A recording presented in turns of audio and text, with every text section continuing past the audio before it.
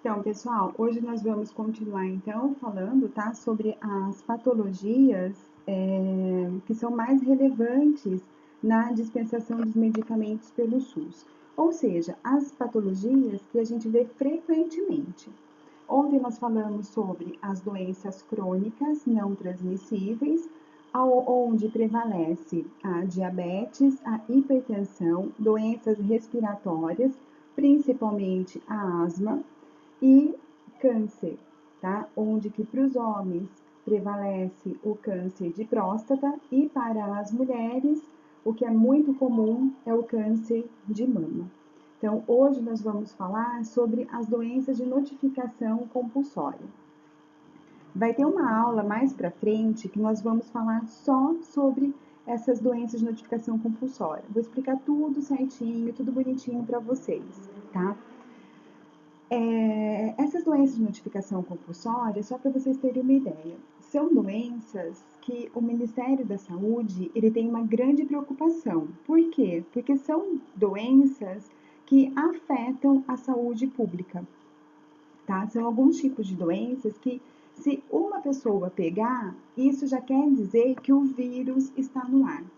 Um exemplo, hoje em dia, de doenças de notificação compulsória é o Covid, tá? O Covid, por que a gente recebe notificações diariamente, né? Todos os dias a gente recebe um número novo de mortes, de pessoas, de casos suspeitos, né? Que tiveram, de casos que já foram descartados. Por quê?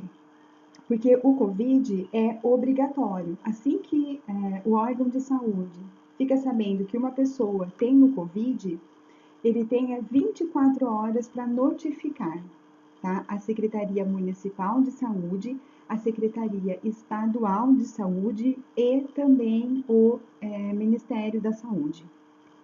Então, tem que notificar os três órgãos. E isso acontece não só com o Covid, tá? São várias doenças que eles pedem essa notificação. Só que para algumas doenças tem esse prazo, né, de 24 horas, que são doenças graves, tá? São as doenças mais graves. Outras doenças podem falar, tá? Eles podem ser notificadas depois de 7 dias, tá? O pessoal tem uma semana para notificar a respeito dessas doenças. Então, todas aquelas doenças, né, sarampo, cachumba, rubéola, dengue, malária, tuberculose, é, o H1N1, o Zika, tá? Todas essas doenças, elas estão na lista de doenças de notificação compulsória, porque é um problema de saúde pública e o quanto antes for notificado é melhor para que o Ministério da Saúde consiga tomar as devidas providências, tá? Algumas providências que são tomadas, né, imediatamente quando fica sabendo de algum tipo de notificação. Por exemplo, o sarampo, né, o ano passado.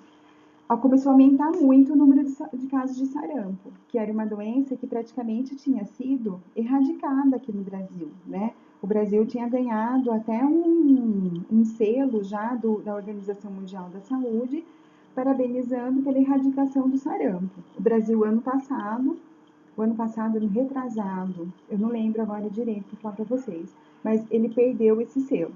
Acho que foi o ano passado. Por quê? Porque ela começou a aumentar muito o número de casos. Tá? Então ele perdeu. Aí o que o Ministério da Saúde fez? Começou a vincular na televisão, né, em todos os lugares, né, redes sociais, tinha um monte de coisa falando também, alertando sobre a vacinação. Fizeram até campanhas, né, de vacinação, abriram os postos de saúde no sábado só para fazer a vacinação do sarampo. Isso tudo por quê?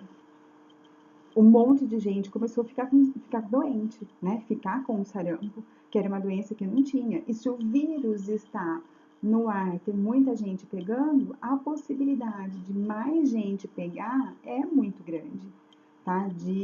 Da população pegar acaba sendo muito grande. Por isso, vamos vacinar, porque daí a gente já consegue diminuir o risco das pessoas contraírem essa doença.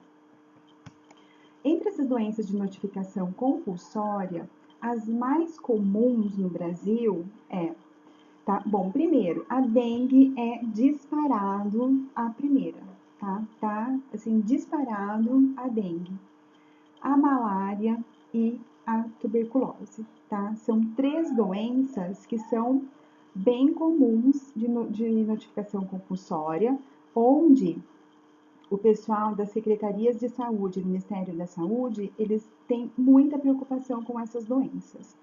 Tanto é que em casa, né, nas casas, logo vai começar a aparecer, ainda mais com esse calor que tá, que é a época que a dengue começa a aparecer mais.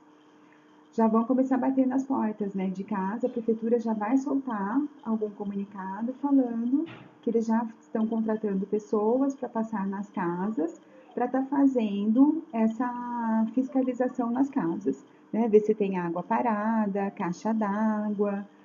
A prefeitura daqui a pouco já vai começar a observar as casas vazias, que tem piscina, e as piscinas estão cheias, né, abertas, que é um grande foco.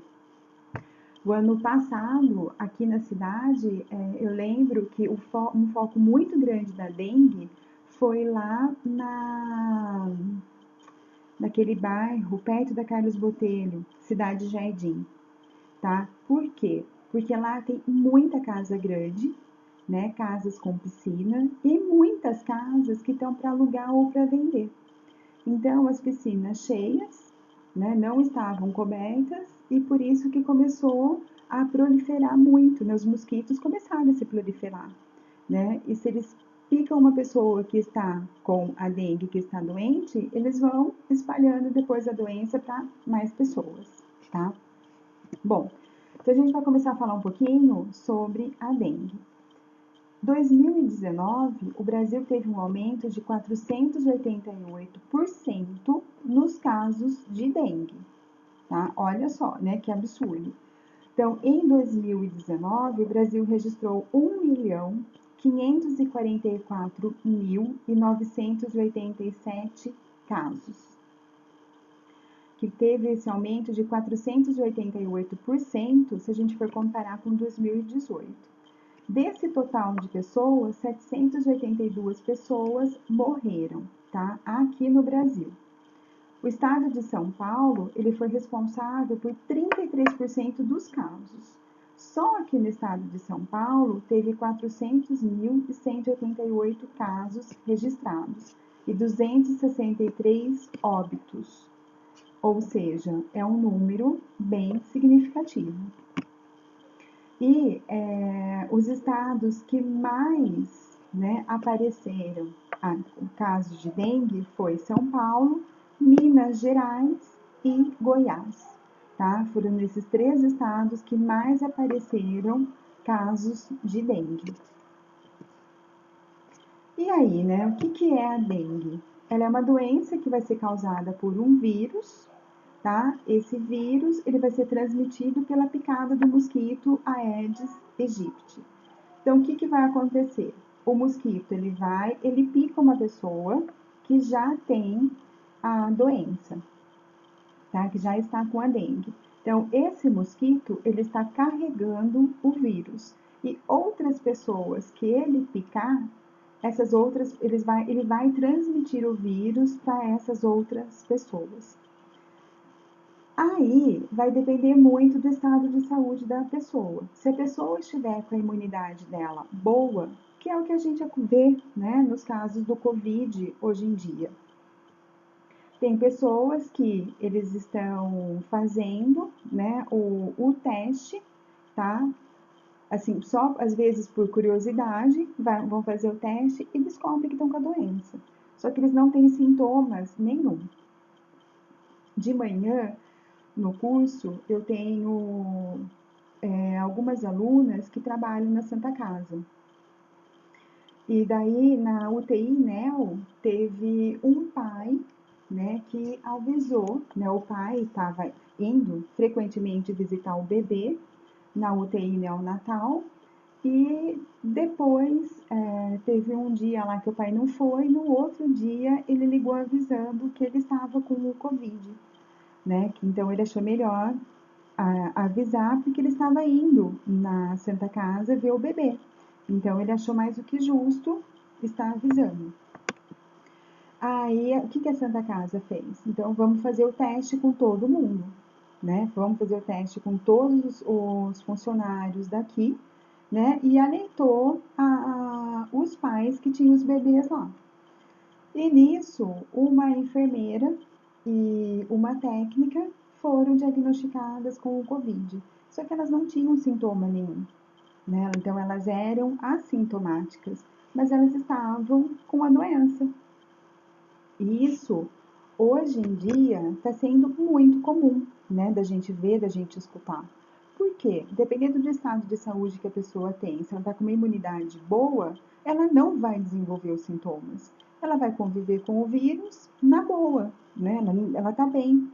Só se a pessoa já está com a imunidade mais baixa, se a pessoa já tem algumas doenças crônicas, aí ela pode desenvolver a fase mais complicada, né, da doença. Ela pode ter sintomas mais complicados da doença, tá? E isso acontece com todas as doenças de forma geral. Então, por isso que tem gente, né, que fala, né, ai, mas eu tive sarampo, eu não tive nada. Apareceu só umas pintinhas, assim, no meu corpo, eu não tive nada. Eu, quando era pequena, eu tive sarampo, eu tinha febre de 39, 40 graus. Para mim foi assim terrível, né, quando eu tive sarampo. Eu era pequena e eu lembro até hoje. Então, só para ter uma ideia de como foi traumática a experiência. Então, por isso que não são, as pessoas não respondem da mesma forma, né? Depende muito do quadro da pessoa. Então, normalmente a dengue tem febre alta, dor de cabeça, dor no fundo dos olhos, começa a aparecer algumas manchas vermelhas na pele, a pessoa pode ter enjoos e vômitos, mal-estar, muito cansaço, dor abdominal e dor no corpo todo. Agora, todas as pessoas que têm dengue vão ter esses sintomas? Não, tá? Tem algumas que vão aparecer só a mancha vermelha. Outras pessoas vão ter mal-estar, vão ter um cansaço extremo e não vai aparecer mais nada. Outras pessoas vai aparecer a febre. Tá? Então, esses aqui são os sintomas clássicos que a gente tem que ficar atentos. Bom, falar um pouquinho agora sobre a malária. A malária, o Brasil sempre teve, né, muitos casos de malária, tá? De 2018 para 2019, ele conseguiu reduzir em quase 24% o número de casos de malária aqui no Brasil. E em 2019, ela teve 156.629 pessoas, tá, contaminadas com a malária. A malária é a mesma coisa, parecido com a dengue, né? Vai ter o mosquitinho lá, o mosquitinho vai picar a pessoa, tá? Principalmente quando tá começando a escurecer ou à noite, ele pica a pessoa e coloca o bichinho lá dentro da pessoa, tá? E a pessoa vai vir a desenvolver a malária. O que acontece com a malária? Quais são os sintomas clássicos dela? Febre alta.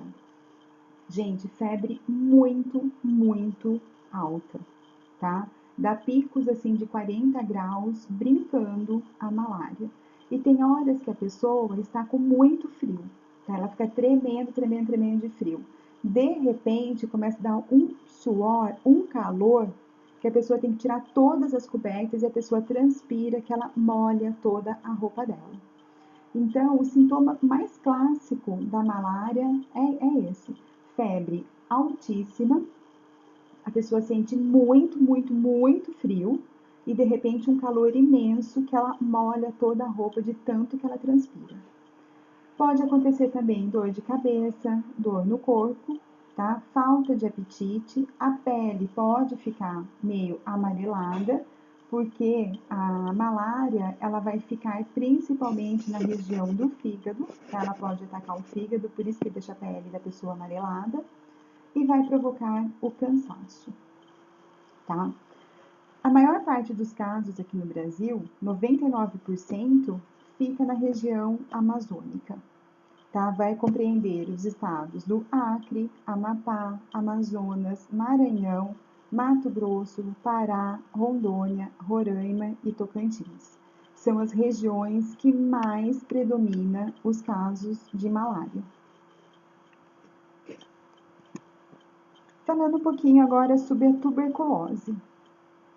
Tá? Em 2019, foram registrados 73.864 casos novos de malária, de tuberculose. Em 2008, teve 4.881 mortes devido à tuberculose. Em 2018, 4.490. Então, a gente pode ver o quê? Que de 2008 para 2018, houve um período aí de 10 anos. Diminuiu uma quantidade muito pequena, tá? Diminuiu o quê? Cerca de 300, tá? 300 casos, 300 mortes mais ou menos que diminuiu, tá? Então, é um número muito pequeno ainda. Isso quer dizer que a tuberculose, né, a bactéria da tuberculose, ela continua rodando, tá, pelo Brasil. E a grande preocupação é com a população carcerária, tá? A tuberculose, na população de forma geral, o crescimento dela, ele é pequeno. Ele não é muito grande. Agora, a população carcerária, a tendência é aumentar ano a ano o número de pessoas com tuberculose, tá, na população que está preso, que está na cadeia. E isso é uma preocupação muito grande, tá, que o Ministério da Saúde tem. Então, se vocês forem procurar, né, dar uma olhada na internet em relação às pesquisas realizadas, quando a gente fala de tuberculose, a maior parte das pesquisas, elas são realizadas nas cadeias, tá, nas cadeias públicas. Então, ela é uma doença que é uma infecção, né, na verdade, é uma infecção causada por uma micobactéria que chama Mycobacterium tuberculosis, que é mais conhecido como bacilo de Koch, tá? O bacilo de Koch, o grande problema dele é que a transmissão acontece, como a maior parte das doenças, né, de vias respiratórias, ela acontece no ambiente. Então, uma pessoa que é portadora, conversando com uma outra pessoa, quando a gente fala, sai algumas gotículas, né, de saliva. E nessas gotículas de saliva pode estar presente vírus, bactérias, fungos, pode estar um monte de coisa presentes aí. Aí, quando a gente fala, isso vai para o ar, que é o mesmo que acontece com o Covid, né? Por isso que o pessoal fala, usa máscara, né? Então, essas bactérias, qualquer pessoa pode entrar em contato com essas bactérias. Agora, imagina a cadeia, que é um lugar quente, né? Com um monte de gente junto, tá? Se uma pessoa lá tem a tuberculose, está carregando o vírus, você pode ter certeza que em pouco tempo, toda aquela célula que a pessoa está vai ficar doente também, tá? Porque é uma doença que ela é transmitida pelo ar. Então, as bactérias ficam presentes no ar. Então, se você está falando, se você pega, tem na sua mão, você coloca a mão na boca, coloca a mão no olho, tá? Coloca a mão no ouvido, essa bactéria já está entrando no teu corpo. Quais são os sintomas mais frequentes da tuberculose? Tosse, febre, sudorese noturna, a pessoa emagrece bastante e escarra com sangue, tá? A pessoa que tem a tuberculose, ela tem muita secreção. E um dos exames, né, que são feitos para descobrir se a pessoa tem tuberculose ou não, é com essa secreção. Então, a pessoa é o teste do escarro, né, que chama, tá? Vão analisar esse escarro, né, essa secreção, e vão observar se tem a bactéria lá dentro ou não. A tuberculose é uma das primeiras vacinas que a gente toma na vida, tá? Que é aquela vacina BCG, né? Que é a primeira vacina que a criança toma já, né? Depois de 24 horas que ela nasceu, ela já toma essa vacina de BCG, que fica com aquela marquinha no braço, né? Carrega aquela marquinha depois pro resto da vida, tá? E depois, de um certo tempo, a gente pode, principalmente quem vai trabalhar em hospital, quem vai trabalhar em postos de saúde, pronto-socorro, é uma exigência, tá? Fazer toda a vacinação novamente. E daí tem algumas vacinas que são feitas, né, novamente para que para evitar, né, de adquirir a doença. Porque principalmente quem vai trabalhar no hospital, posto de saúde, pronto-socorro, você tem contato direto, né? São muitos vírus, muitas bactérias que estão circulando. Então tem muito contato. Bom, aqui está a atividade, tá? Que é para preencher, né, a atividade com o conceito, os tipos, sintomas, tratamento medicamentoso, não medicamentoso. Oi, pode falar.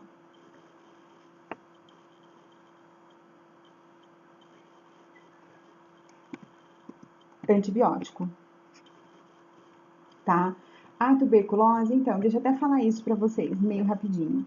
A tuberculose, o medicamento para tuberculose, ele é distribuído, né, na farmácia pública no CEDIC, que é o Centro de Infecções Infecto-Contagiosas. Então, Centro de Doenças Infecto-Contagiosas, tá? É uma farmácia que ele vai distribuir para todo mundo que foi já diagnosticado, eles distribuem a medicação. Distribui a medicação de graça. Essa medicação são 3 antibióticos, tá? Que a pessoa vai tomar. E ela tem que tomar esses antibióticos durante 6 meses. Não pode parar com o tratamento de jeito nenhum. Porque se parar antes, a bactéria ela está no corpo e continua se reproduzindo. O grande problema da tuberculose, o que é? A pessoa ela começa a tomar o medicamento. Depois de 1 mês, 2 meses, a pessoa tem uma melhora muito grande. Ela já não tosse mais, ela não tem mais febre, tá? Ela já não tem mais tanta secreção, ela consegue já comer bem, né? Ela não tem mais aquela sudorese noturna que ela tinha antes, tá? Então a pessoa, ela fica muito bem. E o que que ela faz? Ela para de usar a medicação. Então, por isso até que é controlado pelo CEDIC. Por quê? Todo mês a pessoa tem que ir lá no CEDIC para retirar a medicação. A pessoa não retirou a medicação no CEDIC, o que que eles fazem? Eles ligam para a pessoa, eles entram em contato. Viu, esse mês aqui você não veio retirar o seu medicamento, tá? Seu medicamento está aqui esperando. Olha, não esquece, você tem que tomar o medicamento, tá? Então, um dos problemas da tuberculose é exatamente esse. As pessoas, elas param o tratamento, tá?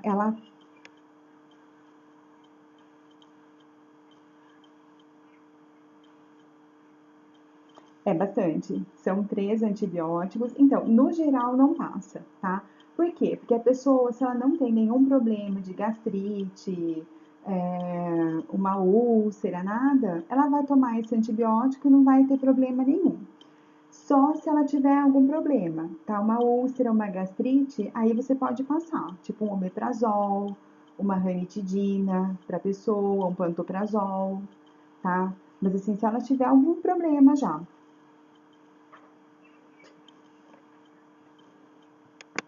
Então, esses medicamentos, eles são retirados no CEDIC, que é o Centro de Doenças Infecto-Contagiosas, tá? Aqui em Piracicaba. O CEDIC, todos assim, os medicamentos, tipo para tuberculose, para AIDS, por exemplo, que são medicamentos que você tem que usar durante um tempo muito grande. São todos, e são São todos medicamentos que tem que retirar na farmácia do CEDIC, que é o Centro de Doenças Infecto-Contagiosas. Por quê? Porque daí o CEDIC, ele consegue fazer o controle, ele faz um cadastro de cada uma dessas pessoas, né? Opa, ele faz um cadastro, né, de cada uma dessas pessoas com nome, endereço, telefone, né? Anota assim os exames que a pessoa já fez, tira cópia de todos os exames e faz o acompanhamento. Se a pessoa não vai retirar o exame, né, não vai retirar, desculpa, o medicamento, eles ligam avisando, cobrando, eles vão até na casa da pessoa muitas vezes, fazer uma visita para a pessoa para saber o que está acontecendo, tá? É, é excelente isso, né? Porque isso, de certa forma, meio que, vamos colocar assim, né, obriga a pessoa a fazer o tratamento correto, né? Porque senão, imagina tomando 6 meses, imagina.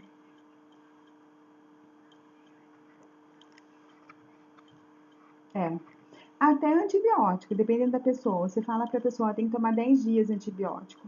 A pessoa toma 5 dias, ela melhorou, ela para, tá? Não é? Acontece isso, né? Acontece mesmo, a gente sabe. Não, mas eu tô bem, agora não precisa. Gente, tá, você tá bem. Mas você tá bem porque tá tomando antibiótico. Agora, se você parar esse tratamento, o que que pode acontecer? A bactéria que estava, né, quase indo embora, ela volta a se desenvolver no teu corpo, né? Ela volta a se reproduzir e todos os sintomas voltam. E o problema é que daí quando voltam esses sintomas, a bactéria está mais resistente. Então vai demorar mais tempo ainda para esse antibiótico conseguir controlar a doença. Agora, é,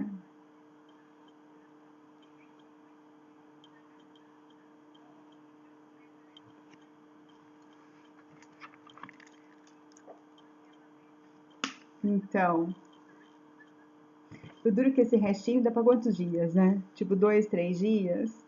Não mata a bactéria.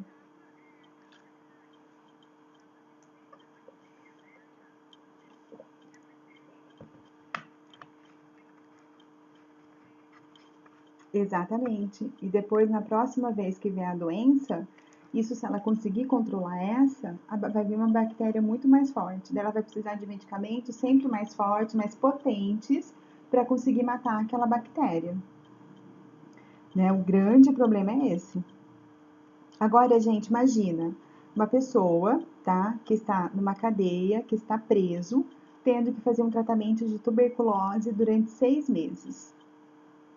Né? Imagina o grau de dificuldade que é de você conseguir controlar essa doença, de dar a medicação certinho para essas pessoas que estão na cadeia, tá? Mas eles fazem o tratamento certinho. Os medicamentos são retirados também no CEDIC, né? E tem um centro médico dentro da prisão, e daí esse centro médico é que vai controlando as doses que essa pessoa vai estar utilizando. Então, é uma. Oi.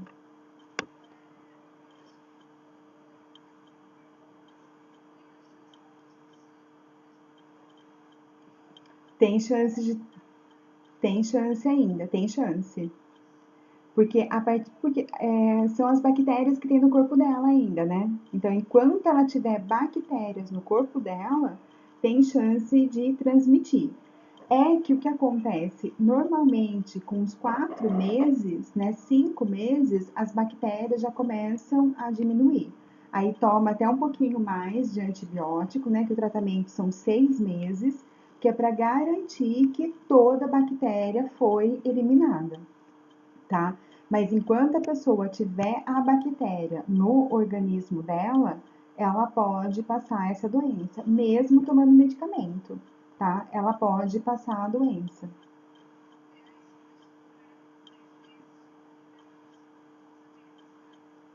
É muito arriscado. A tendência qual é?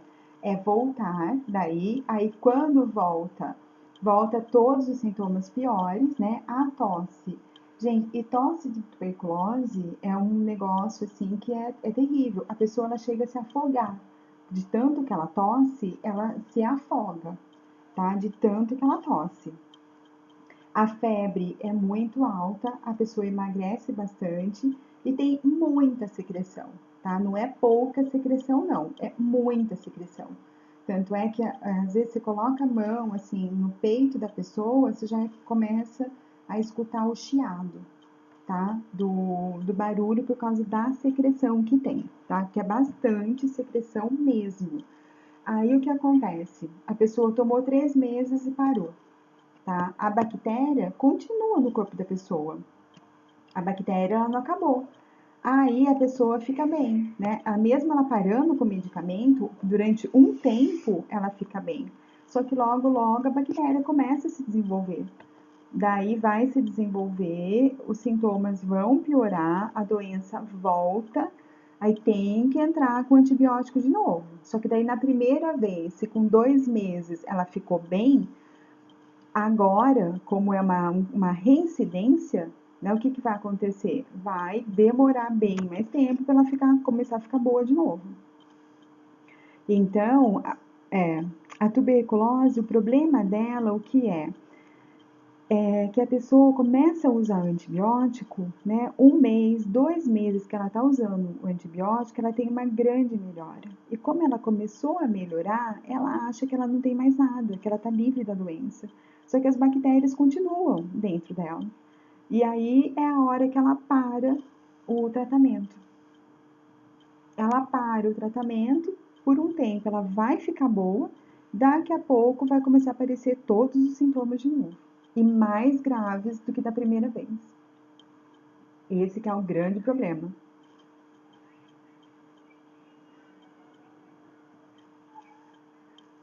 Isso. Aí tá liberado. Daí quer dizer que ela já ficou livre da doença, que ela não tem mais problema.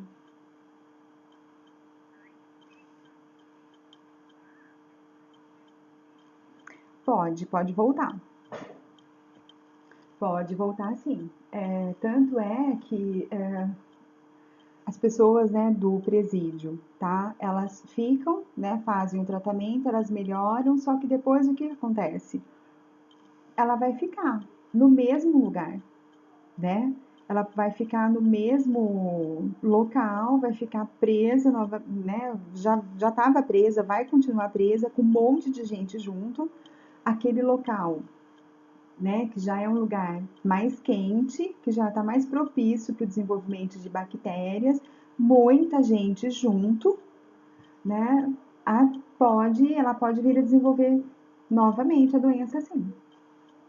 Porque os presidiários, de forma geral, o nível de saúde dele, nível de imunidade dele não está muito alto, né? A tendência já é estar mais baixo. Por quê? É pouco sol que toma, fica no meio de um monte de gente, lugar quente, lugar mais úmido, né? Não tem assim um cuidado com a saúde. Então a tendência é desenvolver doença. Pode desenvolver doença sim, tá? É a mesma coisa a malária. A malária, teve uma vez que eu estava vendo uma reportagem, acho que foi no Fantástico ou algum jornal, eu não lembro. Mas apareceu um moço que ele tinha uns 20 e poucos anos, ele tinha contado, ele teve malária 20 vezes, tá? 20 vezes ele já tinha adquirido a malária. E ele não sabia quantas vezes mais ele ia pegar. E é uma realidade mesmo, né? Porque é vírus, né? Que nem o Covid, né? O pessoal fala, né? Ai, mas quem já pegou, será que tá imune? Gente, é vírus, tá? Vírus, o que que acontece? É vírus, tipo assim, a gripe. A gripe, ela é causada por vírus, né? E você não pode pegar gripe todo ano? Você pode pegar. Por quê? E por que tem vacina da gripe todos os anos? Porque o vírus, ele sofre muita mutação, tá? O vírus, ele sofre muita mutação. Então, todo ano sai uma vacina da gripe nova, sai uma vacina da gripe diferente. A vacina da gripe do ano que vem vai ser diferente da vacina da gripe desse ano aqui. Vocês podem ter certeza. A desse ano aqui foi diferente do ano passado. porque o vírus ele sofre mutação. Então, se a gente entrou em contato com o vírus da gripe, tá? Hoje, se amanhã o vírus da gripe sofrer uma mutação, você pode pegar ele de novo amanhã, você pode ficar com gripe de novo amanhã, porque ele sofreu mutação. Então, a gente não sabe ainda, né? Mas tem algumas pessoas que já pegaram Covid pela segunda vez, e eu acho que é bem provável que a pessoa possa pegar a Covid, essa doença, mais vezes, não uma única vez, por se tratar de vírus. O vírus, ele sofre mutação, tá? A bactéria, ela vai sofrendo mutação também, ela vai ficando cada vez mais resistente, tá? E se a pessoa tiver com a imunidade baixa, ela pode vir a pegar essa bactéria de novo e contrair a doença também novamente, com a imunidade baixa. E é isso que acontece, né, nos presídios, a imunidade muito baixa. Tudo bem?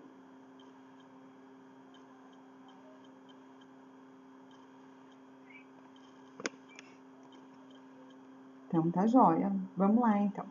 Aqui tem uma atividade, tá? Para vocês que eu vou passar depois lá no grupo também. Em relação a diabetes e hipertensão, é para preencher a tabela. Falando qual o conceito. Então, o que você entende por diabetes, o que você entende por hipertensão? Quais são os tipos de diabetes? Lembra que a gente falou? Tipo 1, tipo 2 e tem a gestacional. E hipertensão, quais os tipos? Quais os tipos de sintomas da diabetes e hipertensão? Tratamento medicamentoso, lembra? Tipo 1 é um tratamento, tipo 2 é o outro tratamento. E a gestacional a gestacional não pode utilizar medicamentos por via oral, né? Só injetável. Tá? E a hipertensão? Quais os medicamentos que eu posso estar utilizando para os casos de hipertensão? E tratamento não medicamentoso, tá? Os dois a gente consegue controlar bastante com o tratamento não medicamentoso, que a gente falou ontem também. E os fatores de risco? Quais são os fatores de risco para uma pessoa com diabetes e uma pessoa com hipertensão?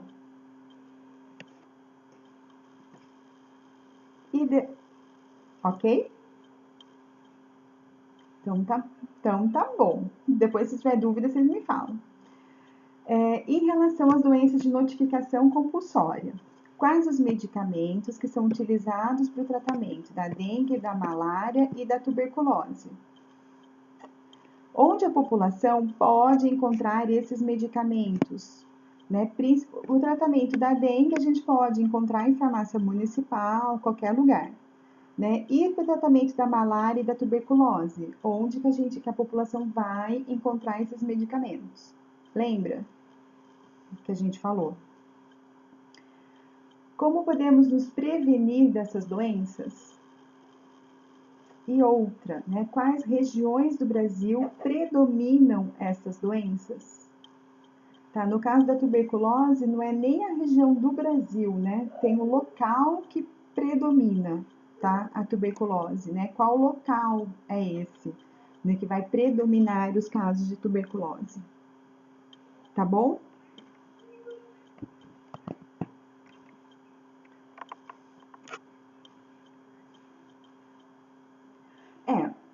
Em relação à tuberculose, vacinação é o primeiro ponto, tá? Vacinação.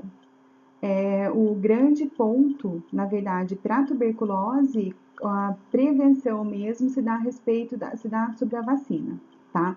Porque se você tomou a vacina, se você entrar em contato com a bactéria, o seu corpo ele já tem, né? Tipo uma memória relacionada àquela bactéria. Aí ele vai buscar lá nos registros dele, né, da vacina, que ele já produziu anticorpos, né, contra aquelas bactérias que foram introduzidas no seu corpo com a vacina. Então, ele vai conseguir combater essa tuberculose, tá? Então, com a tuberculose, o jeito melhor de se prevenir a doença é a vacinação. Presídios, gente, é uma coisa assim que acontece que nos presídios, de vez em quando, acho que uma vez por ano, a cada 2 anos, o pessoal da saúde vai para os presídios fazer a vacinação dos presos. Vocês já viram que na a vacina da gripe também os presos tomam a vacina da gripe? É só vocês olharem lá, né? O grupo de risco para tomar a vacina da gripe. Os presos, eles estão nesse grupo, tá? Eles vão todo ano, vai pessoas, né, da Secretaria da Saúde, vão fazer a vacinação dos presos, tá?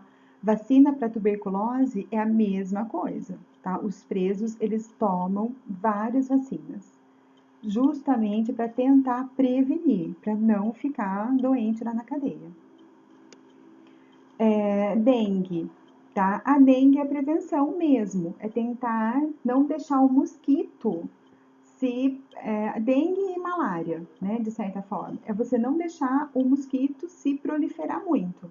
Com a dengue, a gente consegue fazer esses mosquitos observando os focos de água, né? Não deixar a água parada, piscina, não tá usando cobre essa piscina, caixa d'água, não pode deixar a caixa d'água destampada, vasos de flores, né? Principalmente aquela bromélia, toma muito cuidado, porque a bromélia fica água depositada.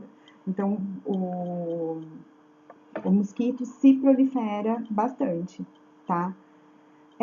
A malária também. A malária é tomar cuidado com o mosquito, né? Tentar combater esse mosquito.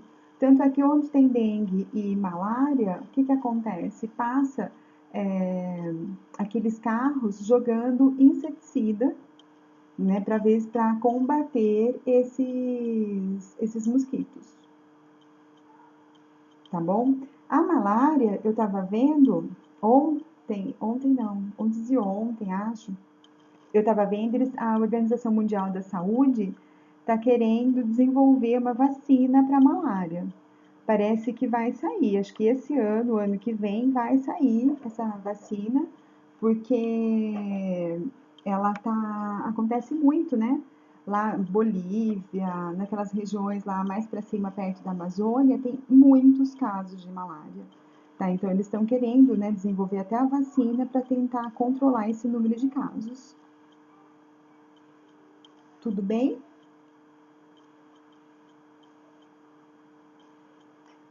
Então, tá jóia. Então, eu vou fazer o seguinte agora. Eu vou parar essa gravação